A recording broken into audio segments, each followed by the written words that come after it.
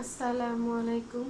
আজকে কাকার জন্মদিন, কিছু রান্না বান্না করব। তো দেখেন কেমনে কি করছি একা। তো এখানে নিয়েছি 5টা ডিম, এখন আমি সিদ্ধ করে নিয়েছি। এখন ভাজবো তেলে। তো দেখেন হালকা করে ভেজে নিয়েছি আমি। এখানে দিয়ে দিচ্ছি, আমি হালকা করে ভেজে নিব।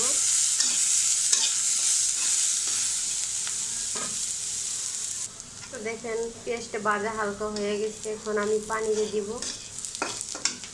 এখানে দিয়ে দিচ্ছি পানি, তারপর দেব আদা রসুন বাটা। এখানে আদা রসুন বাটা একসাথে আছে।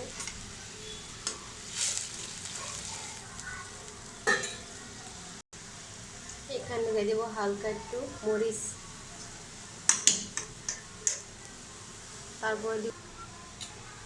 তারপরে দেব লবণ, তারপরে দেবো এলাচ, দারচিনি, লং, তারপর দেবো তেজপাতা, তারপরে দেবো কাঁচামরিচ এখানে, তারপর দিয়ে দিব এখানে ডিম। মশলার সাথে ডিমটা কষানো হয়ে যাক, ডিমটা হয়ে যাক।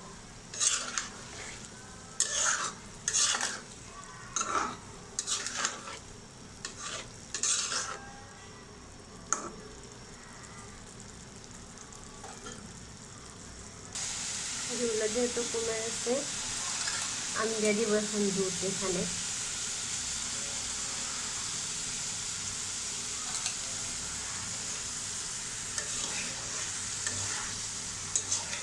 একটু দুধ দিলাম।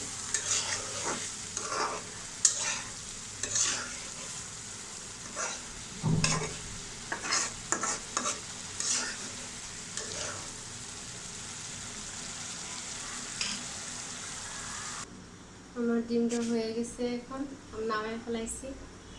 তো দেখেন এরকম হয়েছে। এখানে দিয়েছি একটা মুরগি, সাথে দিয়েছি আলু। তো এখানে দিব জিরা পাখি, মুরগির মশলা এখানে দিয়ে দিব। সামান্য একটু ছিল, পুরাটুকু দিয়ে দিলাম। তারপর দিব আদা রসুন বাটা 1 চামচ।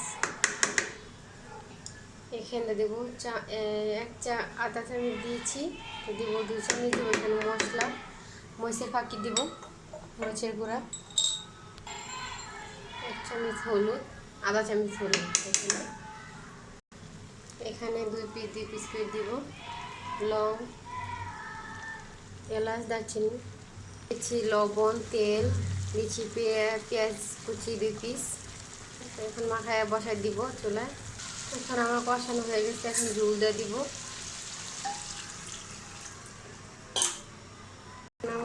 এখন আমার তরকারি হয়ে গেছে, এখন নামিয়ে ফেলাবো। এখানে বসে দিচ্ছি পাতিল, এখানে দিয়েছি আমি তেল, তারপর দিব পেঁয়াজ পোলাও রান্নার জন্য। এখানে দিয়ে দিচ্ছি আদা রসুন বাটা। এখন দিয়ে দিব চাউল, এখন দিয়ে দিব পানি। এখানে দিয়ে দিয়েছি দুধ আর দিয়েছি লবণ। এখন দেবো ডাইকে আমি। এখন দিয়ে দিচ্ছি আমি কাঁচামরিচ, আর সাথে দিয়েছি ঘি।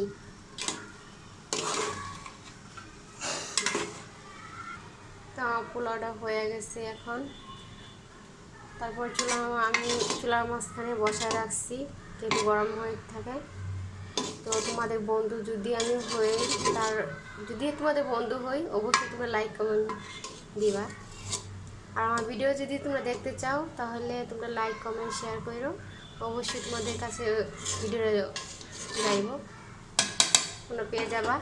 আচ্ছা।